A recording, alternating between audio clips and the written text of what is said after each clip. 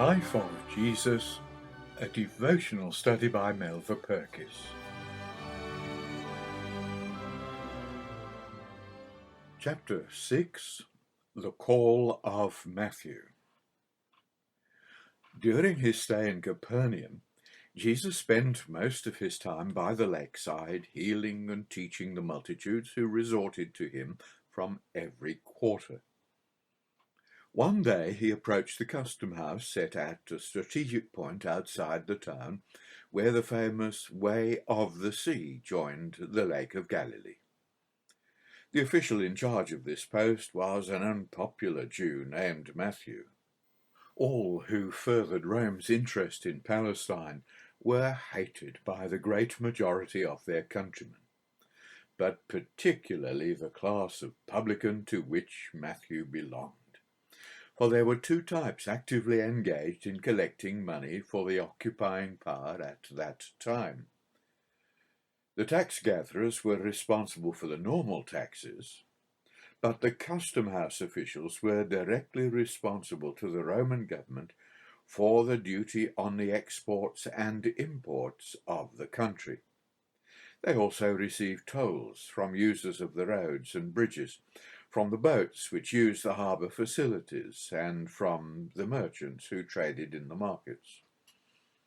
Travellers entering or leaving Capernaum would have to stop at the custom house, unload their mules or camels, and subject their merchandise to the keen eyes of the customs official, who would require a duty which ranged from 2.5% to 12.5%, according to its nature.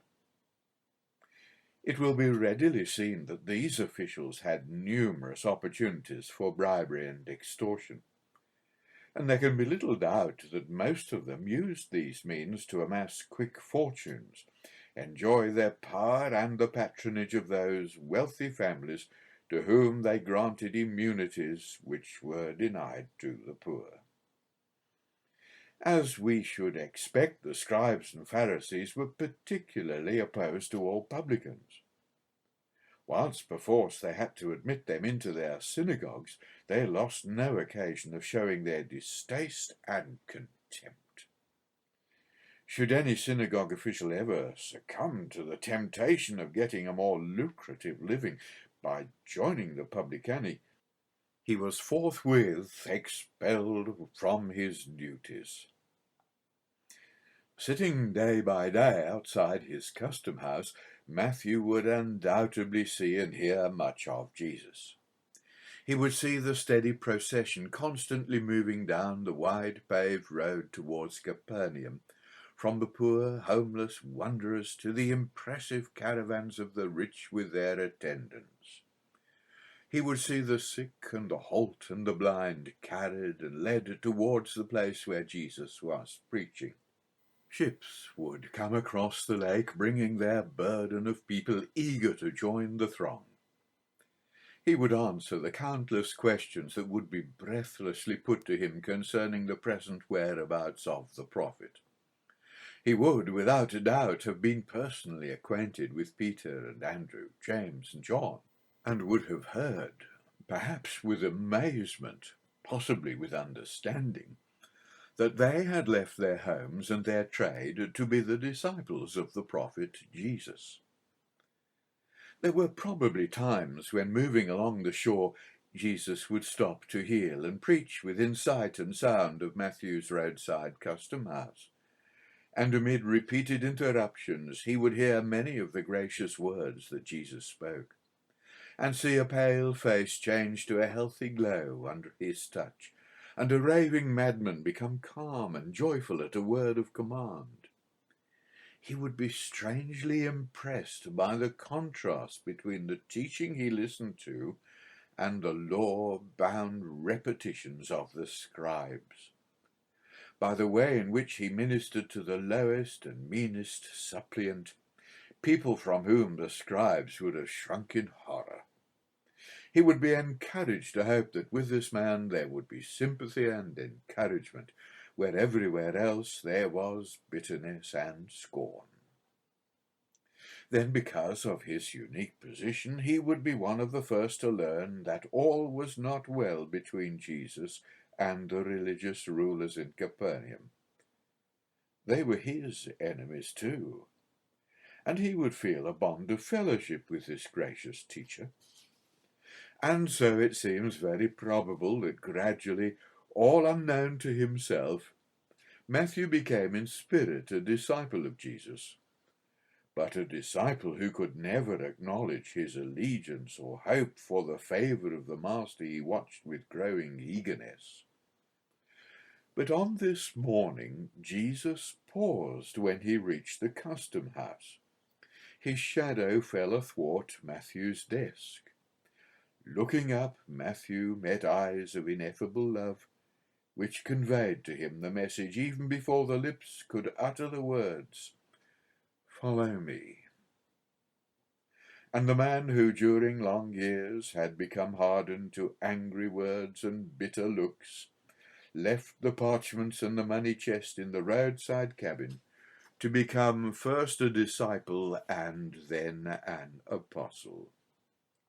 The official who for so long had added to men's burdens was about to enter into the intimate service of him whose life's work was to remove them. Instead of his pen being inspired by selfish gain to record transactions in his ledger, it was to be his gracious privilege, inspired by the Spirit of God, to open a new account in the record of the eternal purpose of the Father, as now revealed in the life and the words of his beloved Son. The call of Matthew is a striking example of the complete disregard of Jesus for the opinions of men. It also illustrates how he quietly pursued a course which, from a logical point of view, could only do his cause a great deal of harm. There can be no doubt that the dramatic choice of Matthew led to a deterioration of the people's opinion of him, as well as a hardening of the opposition of the scribes and Pharisees.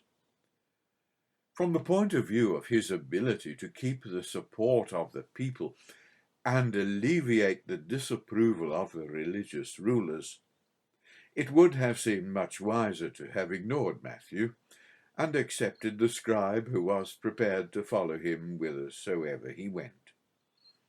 But Jesus had the perspective of the ages. He knew that his work was only beginning with the completion of his earthly mission. His choices and decisions were based upon the future as much as the present. This is one of the less easily recognized and more difficult paths along which his disciples are called. It is only after long association that we can make mature judgments which are based upon the true recognition that the things that are seen are temporal and the things that are not seen are eternal. That Matthew was a comparatively wealthy man can be gathered from the great feast which he arranged at his house following his call. It was a gesture which affords us a glimpse of his character, because the guests he invited to meet Jesus were his fellow publicans. The occasion was both a farewell and an invitation. It marked the end of his life of affluence and the beginning of a life of poverty. But he was quick to recognize that in reality it was exactly the opposite. And we can believe that he was anxious that his former associates would be similarly persuaded when they met his master, a maid of renunciation like his.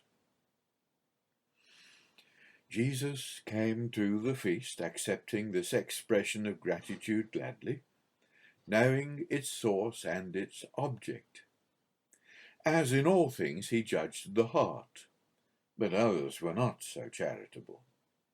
The event did not escape the notice of the local scribes and Pharisees, and with a cunning which reflects little credit upon them, they approached the disciples, realizing no doubt the harm they could do to Jesus by sowing disquiet in their minds.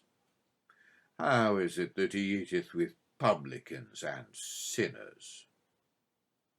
The Master did not allow his immature disciples to be exposed to the subtlety of these men.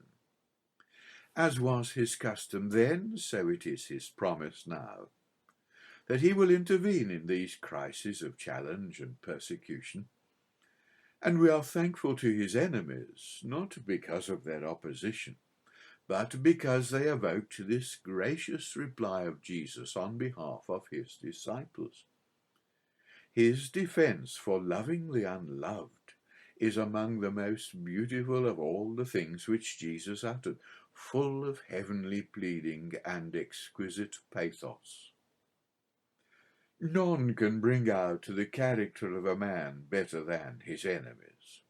And here, as so often in the Gospels, the sheer beauty of Christ shines forth as he answered these scowling, unfriendly men who seek only his humiliation. In their blindness and perversion, they question the company he keeps. With simple dignity, he assures them that this is his rightful place. He was a doctor, and no doctor worthy of the name would spend his time among the healthy. His true place was with his patients, and the more serious the illness, the longer he would be with them, and the more frequent his visits. A complete answer to their challenge, it was also an indictment of those who made it. It exposed as bad physicians those who had been given the responsibility of healing. Instead of strengthening the weak, they avoided contact with those who needed their help and were in obvious fear of infection. But there was far more in his answer than this for those who would thoughtfully consider its implications. It provided the true interpretation of his healing work among the bodily sick. All men were guilty in God's sight and worthy of death. In his grace, the Eternal Father was pleased to give that guilt another name and call it sickness. But it was still a sickness unto death, and it could only be cured by the physician of God's provision. Thus, when Matthew records the healing of Peter's wife's mother, he adds, that it might be fulfilled which was spoken by Isaiah the prophet, saying, Himself took our infirmities and bare our sicknesses. Yet deliverance was not complete until God sealed it in the wounds of his beloved Son. Jesus was careful not to accept the postulate of their question. The obvious inference they made was that they were righteous. Go and learn what that meaneth. I will have mercy and not sacrifice. For I am not come to call the righteous, but sinners to repentance.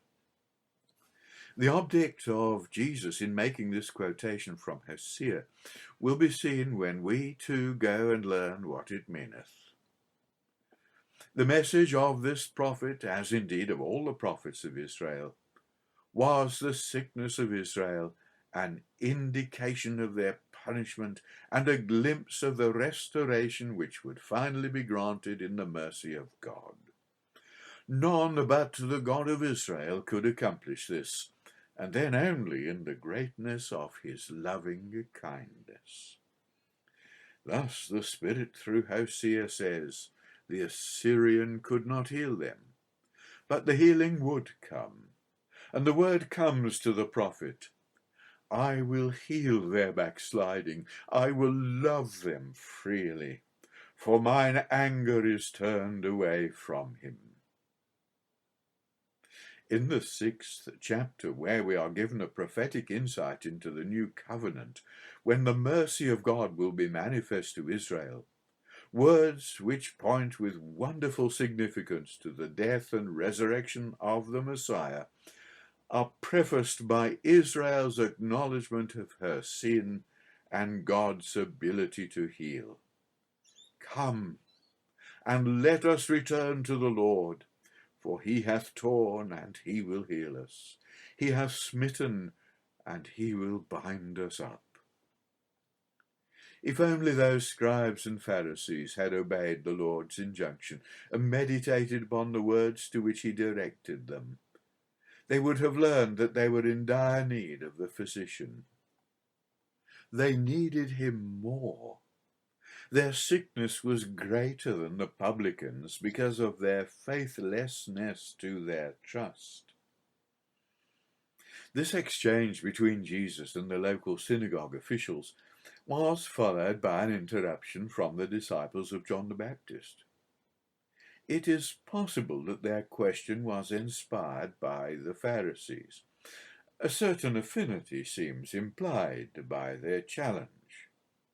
And there is a footnote here which says, "We cannot rule out the possibility that when John was imprisoned, many of his disciples turned to the Pharisees." To continue, "Why do we and the Pharisees fast oft, but thy disciples fast not?" With beautiful appropriateness, Jesus led them back to their own master's words, words which each of them would remember because they were so often repeated by the prophet who now languished in prison. "Ye yourselves," John had said, "bear me witness that I said, I am not the Christ, but I am sent before him." Jesus identified himself with John's words. He was the bridegroom. His disciples had recognized and acclaimed him, and because he was still with them, it was an hour for rejoicing and not for fasting. But the bridal feast was not yet. The bridegroom must leave his disciples alone. That would be their time of sorrow and fasting. Jesus sealed his argument by the two metaphorical parables of the garment and the wine, both associated with the bridegroom. "No man," he said, "putteth a piece of new cloth into an old garment." The ceremonial fasting of the Pharisees and of John's disciples was a part of an old system that was ready to vanish away. It had been superseded by the arrival of the bridegroom, who had come to consecrate a new and living way. The garment which is worn out to the point of uselessness cannot be made serviceable again. The new material will only emphasize its poverty. And then, as his manner was, Jesus changed the figure and deepened the truth he was expressing. "No man putteth new wine into old bottles." The garment had only to do with the outward aspect. Now Jesus turns to something which affects the inward condition. His mission from God as the physician and the bridegroom was to turn a deathly heritage into an eternal one. But this great gift could not be received in the unregenerate, darkened life. A transformation had to take place, gradual, painful, and unmistakable. Jesus conceded that men do not straightway desire the new. They say the old is better. It is the cry of the flesh clinging desperately to its natural inclinations. But when Christ truly enters, it becomes a despairing cry in the light of the recognition that the flesh profiteth nothing, that his words are spirit and life. Thus graphically Jesus anticipated in this parable the words of his great apostle to the Gentiles. "If any man be in Christ, he is a new creature. Old things are passed away. Behold, all things are become new."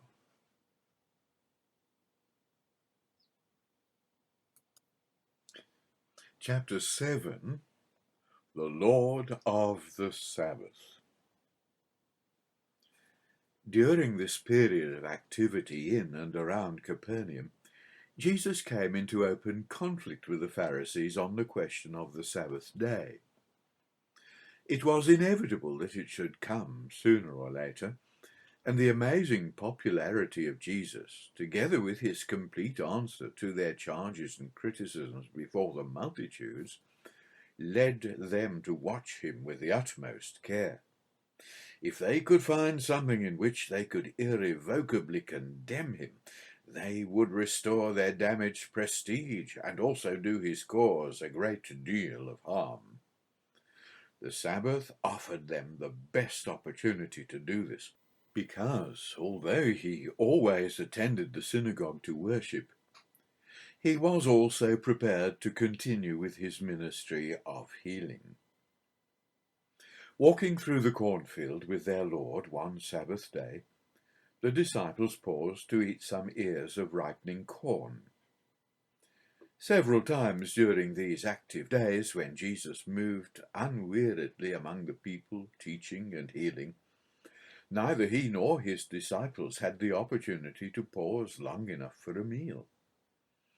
The Pharisees were carefully watching for such an opportunity. There was no Sabbath calm and reverence in their hearts.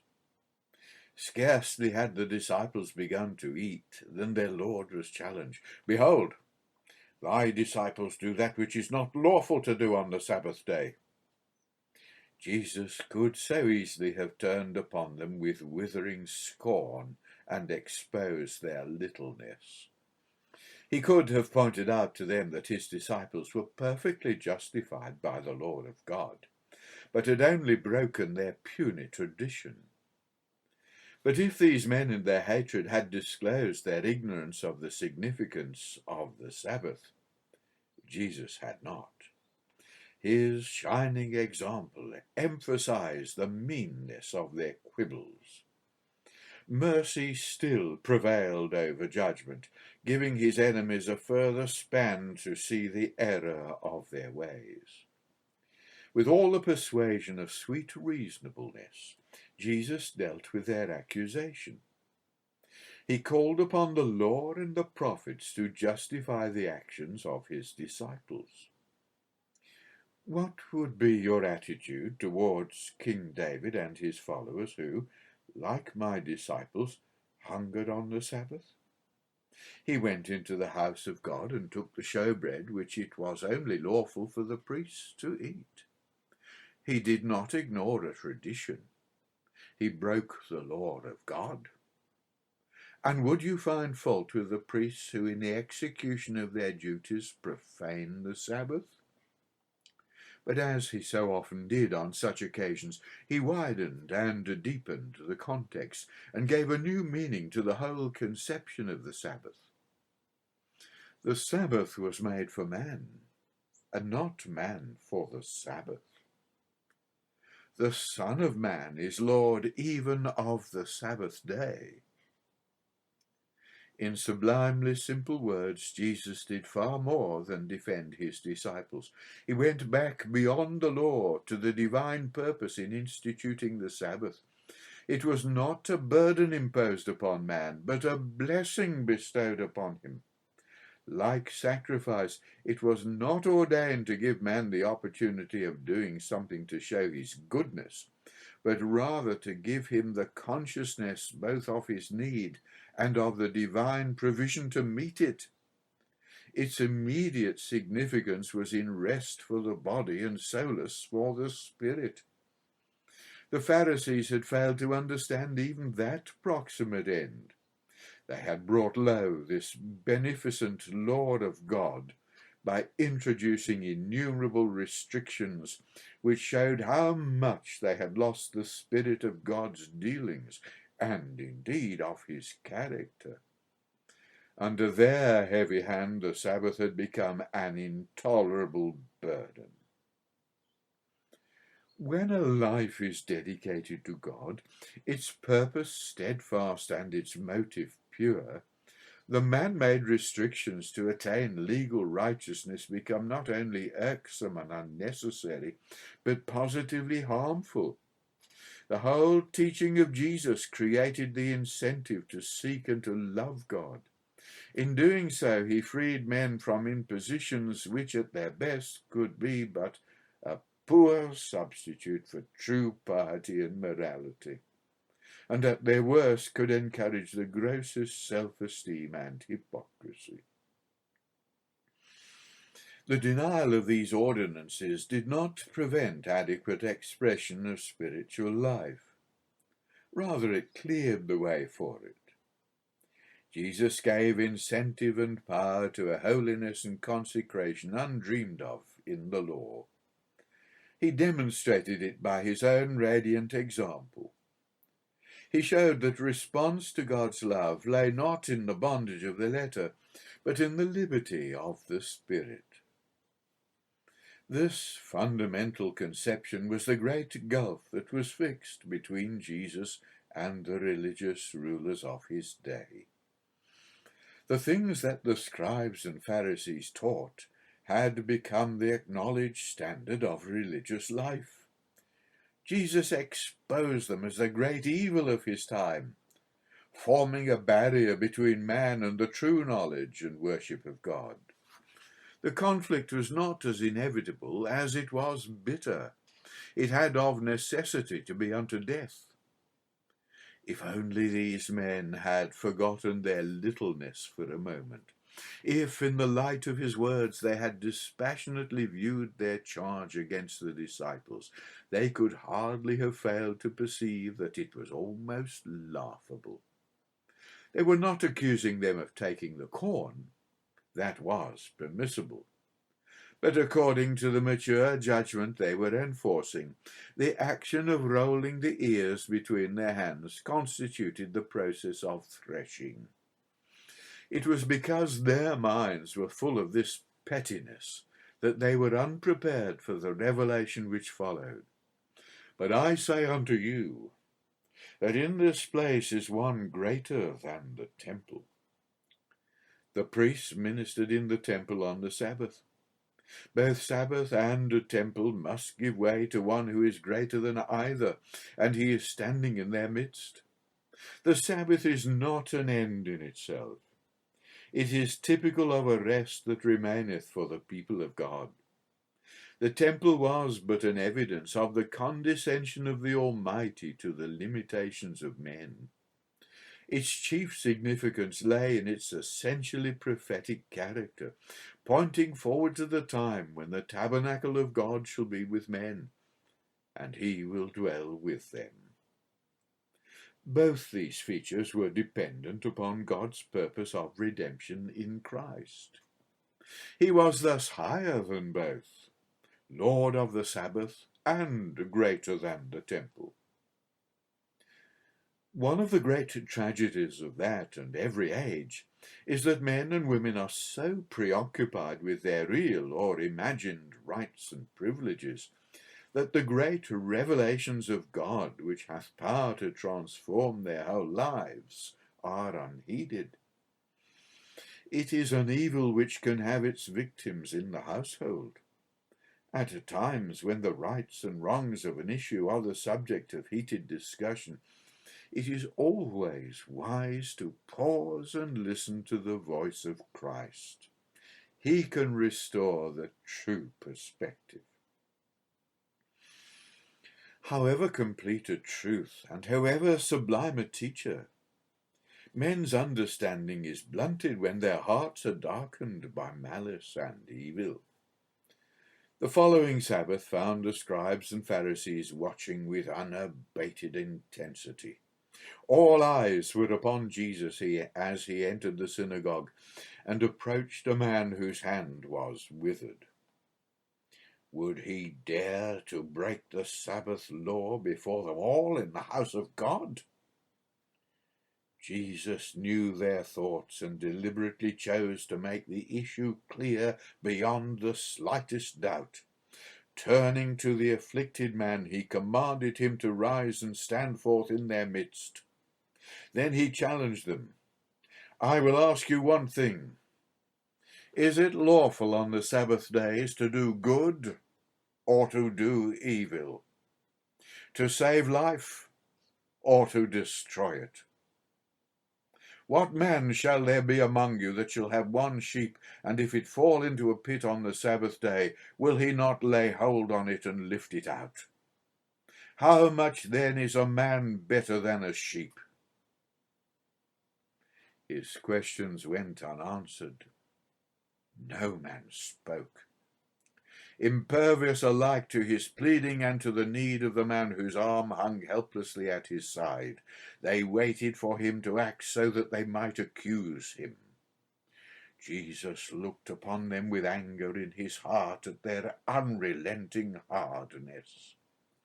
This was the spirit which would dog his footsteps through Galilee and Judea, endeavoring to thwart every gesture of love. It would not bend to the warmth of Christ's pleading, but eventually it would break under the heavy blows of Rome. But his anger turned to love as he turned from them to the suppliant who waited eagerly for his healing power. Stretch forth thine hand. Obedience brought restitution to the sufferer and frustration to the enemies of Jesus. They went away, anger crystallizing into settled hatred and envy. They held a council and even consorted with the Herodians. Their one preoccupation was how they might destroy him. Their persistence, which was at last to win its terrible reward, is a bitter commentary upon the depravity of the human spirit. It is also a wonderful revelation of the grace of God, shining through his beloved Son, that when Jesus heard of the evil counsels, he withdrew himself. And when great multitudes followed him, he healed them all.